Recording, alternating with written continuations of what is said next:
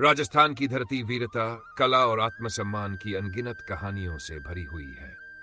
इन्हीं में से एक है उदयपुर की नतनी की कहानी, जो आज भी पिछोला झील के किनारे बने नतनी का चबूतरा पर जीवित प्रतीत होती है।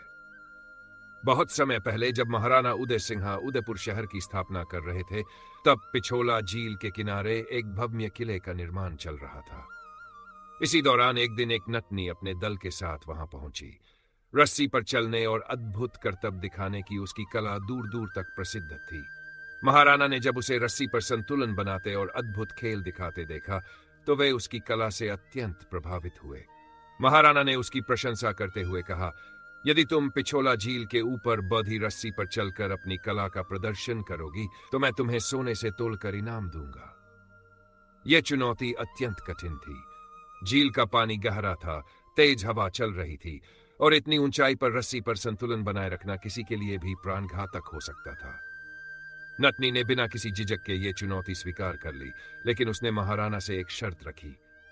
यदि मैं रस्सी पर चलते हुए गिर गई और मेरी मृत्यु हो गई, तो महाराणा मेरे परिवार की पूरी जिम्मेदारी लेंगे और मेरी मौत के उत्तरदायी होंगे। महाराणा उदय सिंह ने उसकी शर्त स्वीकार कर ली। दरबार में उत्साह की लहर दौड़ गई। सबको उम्मीद थी कि यह खेल अद्भुत और रोमांचक होगा। अगले दिन पिछोला झील के बीच ऊंचाई पर एक लंबी रस्सी बांधी गई। झील के चारों ओर हजारों लोग इकट्ठा हुए। महाराणा, रानियां और दरबारी भी इस अद्वितीय प्रदर्शन को देखने आए। ढोल नगारों की गूंज के बीच नतनी ने रस्सी पर कदम रखा। उसकी चाल में अद्भुत आत्मविश्वास था। नीचे गहरी झील का चमकता पानी और ऊपर सूरज की सुनहरी किरणें रस्सी पर सोने जैसा आभास दे रही थी। लोग सांसें थामे उसकी हर हरकत देख रहे थे। नतनी धीरे धीरे आगे बढ़ रही थी। उसकी आंखों में डर था, न घबराहट, सिर्फ जीत का जज्बा और अपने परिवार की सुरक्षा का भरोसा।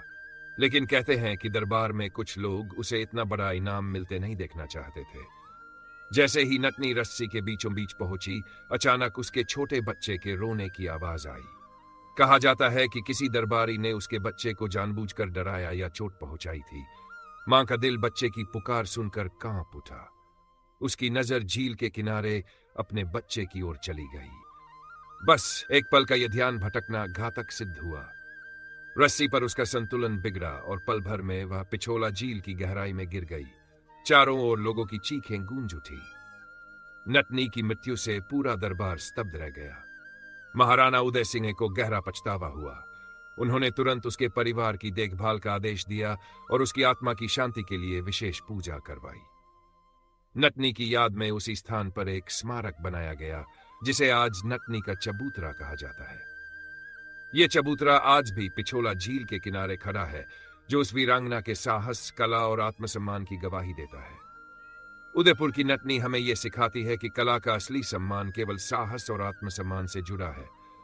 उसने न केवल अपनी कला का प्रदर्शन किया, बल्कि अपने परिवार की सुरक्षा और अपनी शर्त पर डटी रही, भले ही इसके लिए उसे अपनी जान की कीमत क्यों न चुकानी पड़ी हो।